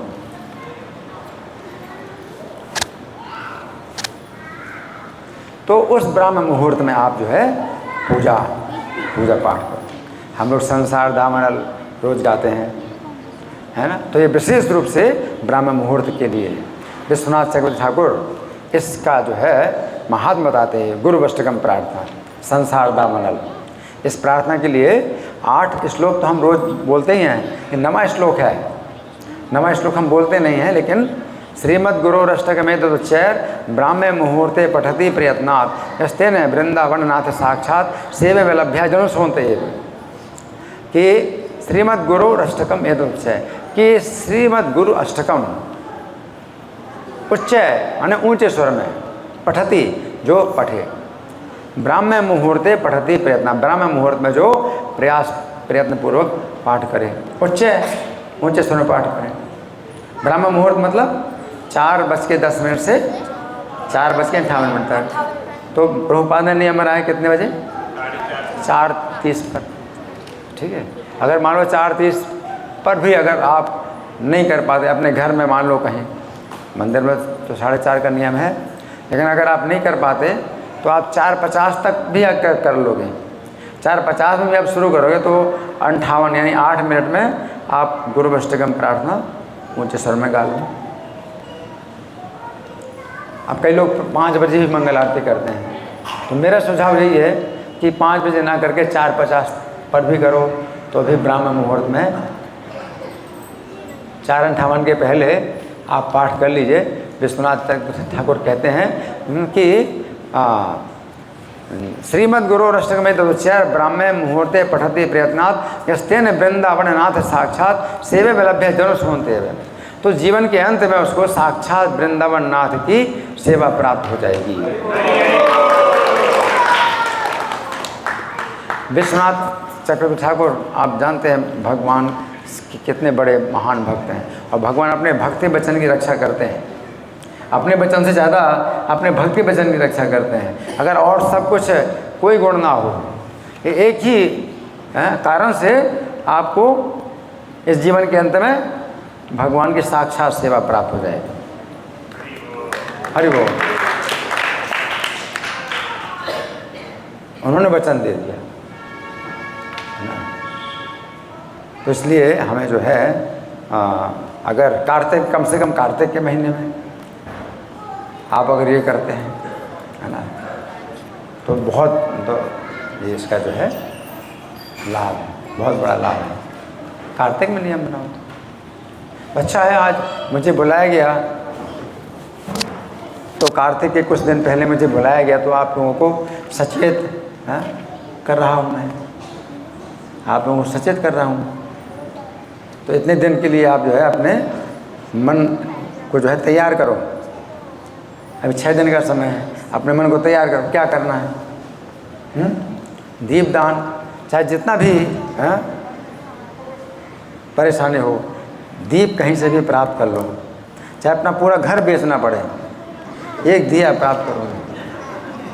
पूरा घर बेच करके भी एक दिया कहीं से भी प्राप्त कर लो, चाहे मांग करके, चाहे चोरी करके, चाहे छीन करके, इसी तरह से एक दिया प्राप्त करो और भगवान को दीपदान करो।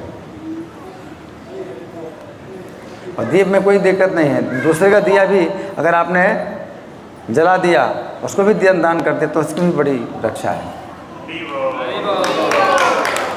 एक चूहिया की कथा आती है, एक चूहिया की कथा आती है। तो शास्त्रों में कई कथाएं ऐसी हैं जो मंदिर में चूहिया के द्वारा ये हो गया। अभी तो इस्कॉन के मंदिरों में चूहिया नहीं होती हैं, चूहिया नहीं होती हैं। अभी तो ऐसी व्यवस्था है कि चूहिया नहीं आई मंदिर में, लेकिन पहले मंदिरों में ऐसी व्यवस्था नहीं हो पाती थी तो चूहिया आती थी, है ना। तो कार्तिक का महीना था, चूहिया को क्या पता कि कार्तिक का महीना है? चूहिया को थोड़ी पता कि कार्तिक का महीना है ना। कार्तिक का महीना था और किसी भक्त ने जो है भगवान विष्णु के मंदिर में दीपदान किया था और मंदिर के आगे ही दीप रख दिया। अभी तो हम लोग मंदिर के आगे दीप नहीं रखते, मंदिर के आगे दीप नहीं रखते। दीपदान करके आप बाहर ले जाओ। क्यों? क्योंकि मंदिर में पहले से लाइट है। पहले तो लाइट नहीं होती थी, बिजली की रोशनी नहीं होती थी, तो वो दीप जो है मंदिर के सामने रख दिया जाता था कि जितनी देर तक दिया जलेगा कम से कम भगवान का दर्शन होगा, कोई भगवान का दर्शन कर सकता है ना। और पहले से अगर मान लो कुछ जल रहा है, मान लो दिया है, अखंड दीप भी जल रहा है, तो भी दिया आपने रख दिया तो उससे कुछ रोशनी बढ़ ही जाएगी। लेकिन अभी इतना प्रकाश होता है कि आपके दिए से जो है कोई अंतर नहीं पड़ता कि दिया से कुछ भगवान की रोशनी में बढ़ोतरी होगी। तो इसलिए दिया को जो है अब नहीं रखने की ज़रूरत है, लेकिन दीपदान फिर भी जो है वो है कि भगवान जो है दीपदान का जो है वो मानते हैं कि हाँ आपने दीपदान किया। तो चूहिया जो थी तो वो तो बत्ती बुझने वाली थी, तो वो तो घी खाने के लिए आई थी।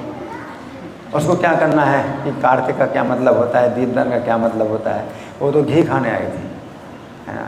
और घी खाने के लिए उसने जैसे अपना मुंह जो है उसमें डाला तो दीप जल गया, दीप जल गया, उसका मुंह भी जल गया, उसका मुंह भी जल गया, है ना।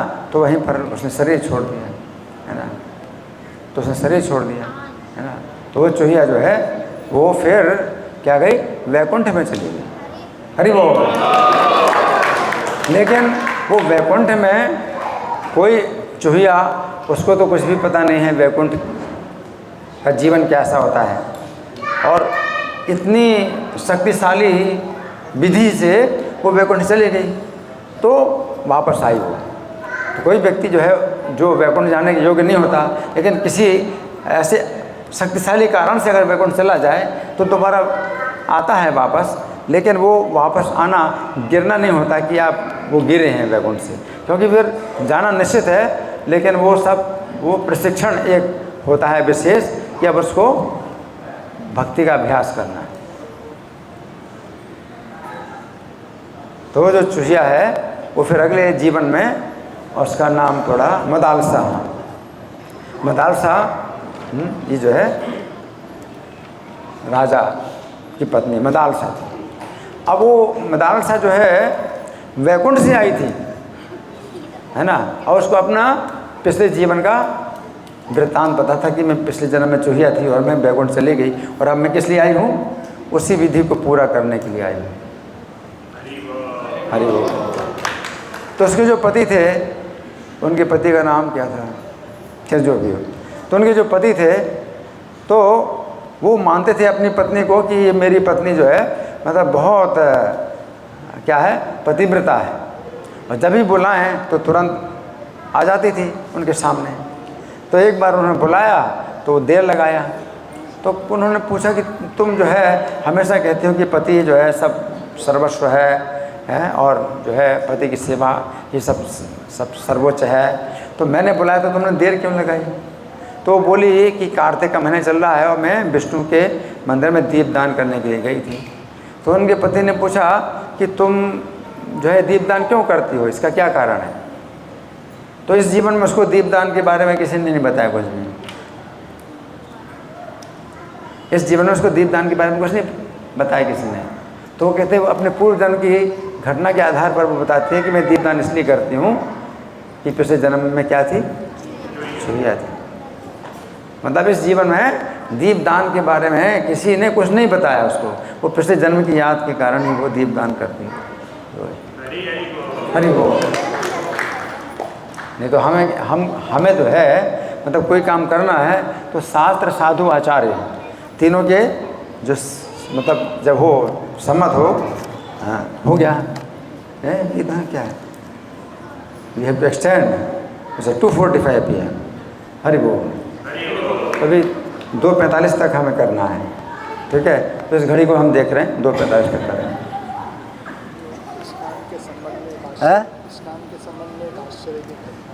अच्छा, हाँ इनको माइक देंगे। तो मैं क्या बता रहा था,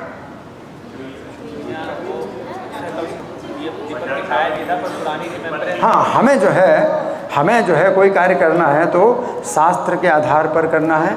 फिर शास्त्र के आधार पर बहुत सी बातें हैं, तो उसमें भी साधु भी जब की सम्मति हो और फिर आचार्य की भी सम्मति हो तो हमें कोई कार्य निश्चित होता है कि हमें ये करना है। हमें अपने मन से नहीं करना है कि भाई हमारे हृदय में आवाज़ आ रही है, कई लोग कहते हैं अपने अंदर से आवाज़ आएगी, अंदर से प्रेरणा आएगी, हम ऐसे करेंगे। अंदर से कभी नहीं है, क्योंकि अंदर क्या है, हमारे शत्रु भी हैं, काम, क्रोध, लोभ, मोह, मद, और उनकी आवाज़ भी होती है। तो जब अंदर शुद्ध है नहीं, तो अंदर की आवाज़ से आपको कोई काम नहीं करना है कि अंदर से आवाज़ आएगी तो हम करेंगे। अब हम कहें भाई दीप दान करो, नहीं, अंदर से आवाज़ आएगी तो करेंगे। अंदर आपके जो है शत्रु हैं, काम, क्रोध, लोभ, मोह, ये सब शत्रु हैं। अंदर तो है शुद्ध है नहीं, फिर अंदर से आवाज़ क्या आएगी? अंदर से आवाज़ गलत भी आएगी, और गलत आवाज़ आई और आपने गलत काम कर दिया, अंदर से आवाज़ आई थी। इसलिए अंदर से आवाज़ का जो है कोई अर्थ नहीं होता, अंदर की आवाज़ से कुछ नहीं करना है। लेकिन वो जो है जो थी हाँ मदालसा, तो वो अंदर की आवाज़ से काम करती, वो अंदर उसके काम, क्रोध, लोभ, मोह कुछ भी नहीं था, वो वैकुंठ से आई थी। और वो जो है केवल वही थी, अंदर की आवाज़ वही थी जो जिससे उसको वैकुंठ प्राप्त हुआ। वही अंदर वही था, और कुछ था ही नहीं अंदर। तो आप नहीं कह सकते कि नहीं अंदर की आवाज़ आई तब हम कार्तिक का नियम करेंगे, अंदर से आवाज़ आ रही है हम तो सोएं, अभी आपको नहीं उठना मंगल आरती में। अंदर से क्या आवाज़ आती है? मत उठो, 10 मिनट और सो जाओ अभी नहीं उठना। अंदर से आवाज़ तो ये आती है, अंदर से कितनी गलत आवाज़ें आती हैं, और तब लोग पाप कर्म करते हैं। इसी कारण से अंदर की आवाज़ से तो करते हैं पाप कर्म। हमारे अंदर से ये आवाज़ आ रही है, इसकी हत्या कर दो, उसकी हत्या कर दो, अंदर से ये आवाज़ आ रही है। कोई स्त्री है उसका बलात्कार करो, व्यभिचार, मांसाहार, जुआ, नशा, अंदर से तो आवाज़ आ रहा है, अंदर से सब आवाज़ें आ रही हैं, अंदर की आवाज़ से नहीं, है ना। ठीक है, तो हमारे बीच में प्रद्युम्न प्रिया प्रभु हैं। बहुत घटनाएं हुई जो बताई थी आपने। क्या नाम आपका? आपने अनाउंस किया था, क्या नाम आपका? योगेश्वर कृपा प्रभु ने कृष्ण कृपा के दिव्य चमत्कार, तो उनमें से कुछ घटना कार्तिक के संबंध में प्रद्युम्न प्रिया प्रभु बताएंगे। आप लोग ध्यान से सुनिए। हरे कृष्ण।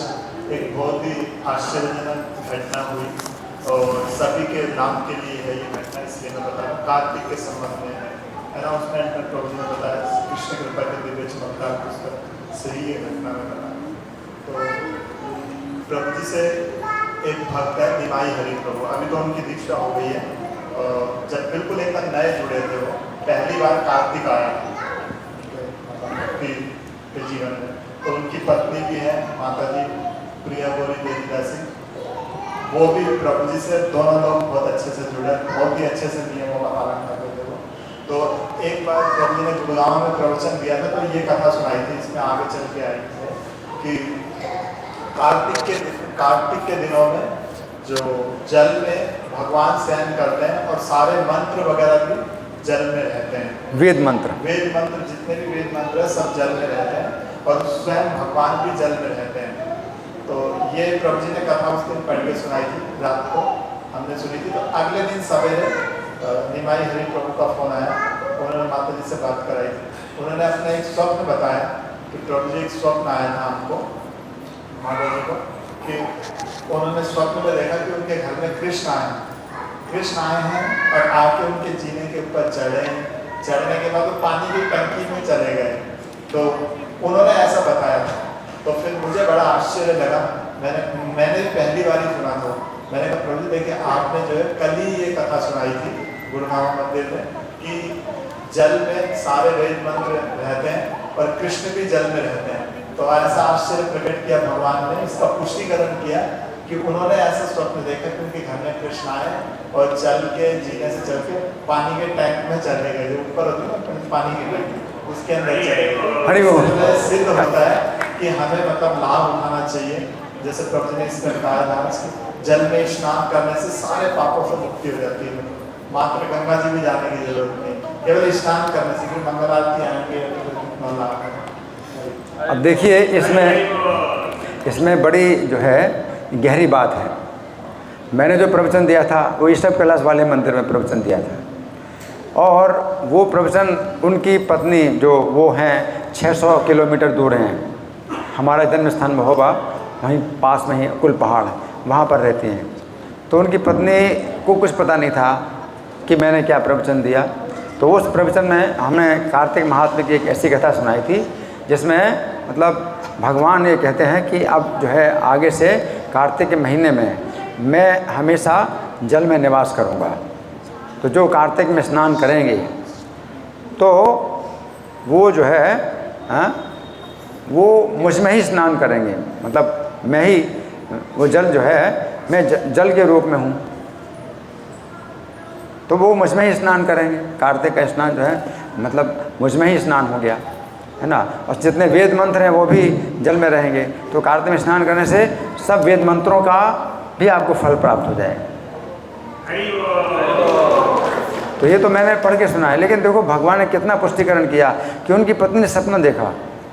अब सपना देखा तो सपना भी उस समय हुआ होगा 3:22 पर कि भगवान जो है उनकी टंकी में प्रवेश कर गए।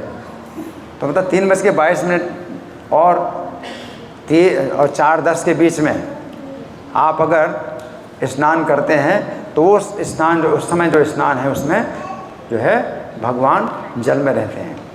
अब आपके घर में टंकी है तो उसमें ही भगवान प्रवेश कर गए। मतलब जितने भी तीर्थ हैं सब जो है उसमें आ गए। अब इतना जो संकेत है ये जो है कैसे मतलब भगवान ने दिया। मतलब ये जो कथा है ये जो है उस समय के लिए नहीं है कि उस समय की बात थी। इस समय तो टंकी है, आप लोग थोड़ी जाते हो कहीं। पहले तो घर में टंकी थोड़ी होती थी, नल थोड़ी होते थे। तो पहले तो लोग जाते थे कहीं तालाब में, किसी कुंड में, कहीं कुएं में स्नान कर। अभी कोई कुएं में नहीं जाता, किसी कुंड में, तालाब में नहीं जाता, नदी में नहीं जाता।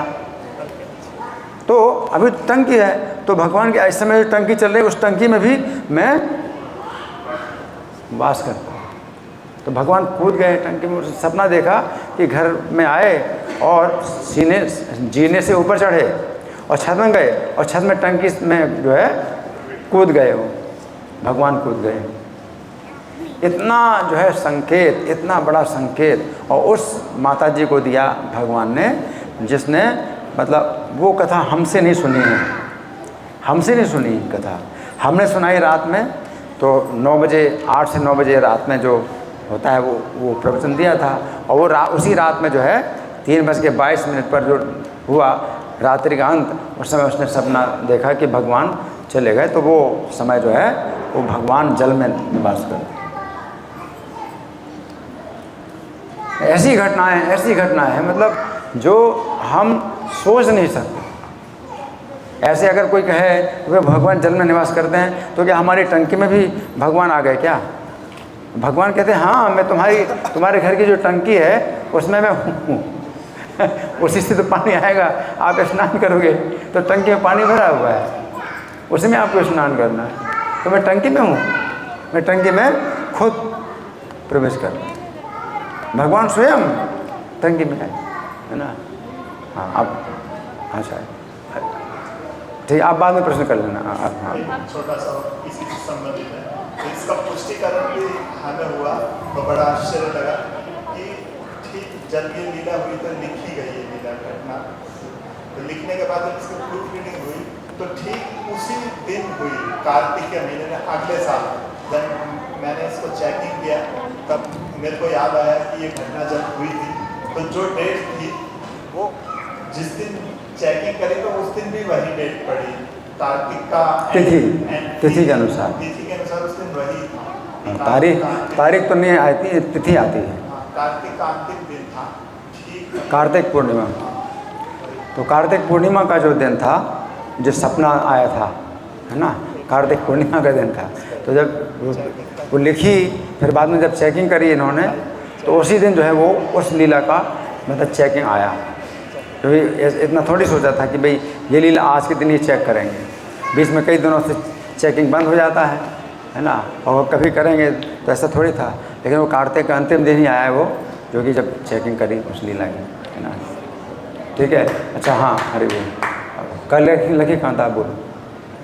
अभी थोड़ा प्रश्न उत्तर, थोड़ा समय है हमारे पास। हैंड माइक दे दो, हैंड माइक।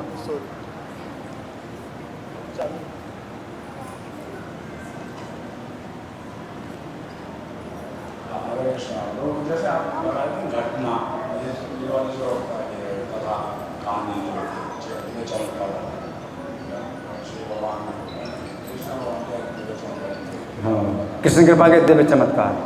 तो इसमें जो घटना बता रहे थे, टैंकी में, पानी की टैंकी में वो भगवान आशुतोष ने आप बता रहे थे ना, तो वो मतलब वो ऐसे घटना में मतलब ये कि वो मुझे जिसने ये इंसिडेंट बताया कि भाई उसके साथ ऐसे हुआ, तो मेरे साथ ऐसे हो गई, तो वो मतलब ऐसे समझ आया कि वो ये भगवान टैंकी में रहते हैं और ऐसे, तो वो मतलब झूठ नहीं बोल सकते कोई ऐसे व्यक्ति को जो झूठ बोल रहा है ऐसे बोल रहा।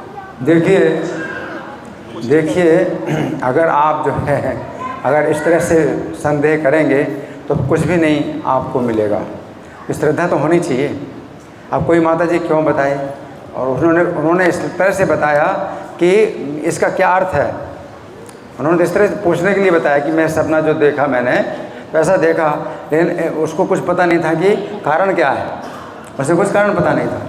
उसने बताया सपना देखा ऐसा कि भगवान टंकी में प्रवेश कर गए, है ना, उन्हें कुछ पता नहीं। वो जब बता रहे हैं तो फिर जो है पुष्टिकरण हुआ कि देखो हमने कथा सुनाई थी और भगवान ने उनको जो है पुष्टिकरण किया उन माता जी को। तब उनको भी पता चला, उन माता जी को पता चला कि ऐसा जो है इसका अर्थ ये है कि भगवान जो है कार्तिक में जल में निवास करते हैं। तो आपके घर में भी जो पानी है स्नान का उसमें भगवान आ जाते हैं, भगवान आ जाते हैं। ठीक है, धन्यवाद। श्री कार्तिक महामहोत्सव की, श्रील प्रभुपाद की। हरे कृष्णा। तो हम प्रभु जी का बहुत बहुत हृदय से धन्यवाद करेंगे। उससे पहले हम प्रभु जी से रिक्वेस्ट करेंगे कि हमारे बीच हमारे यहाँ कर रहे हैं उनका top second runner up and then third, उनको हम नाम अनाउंस करेंगे प्रभु जी, और आपके हाथ से हम उनको कुछ भेंट प्रदान करेंगे, प्रसाद। ये वेव सिटी मंदिर के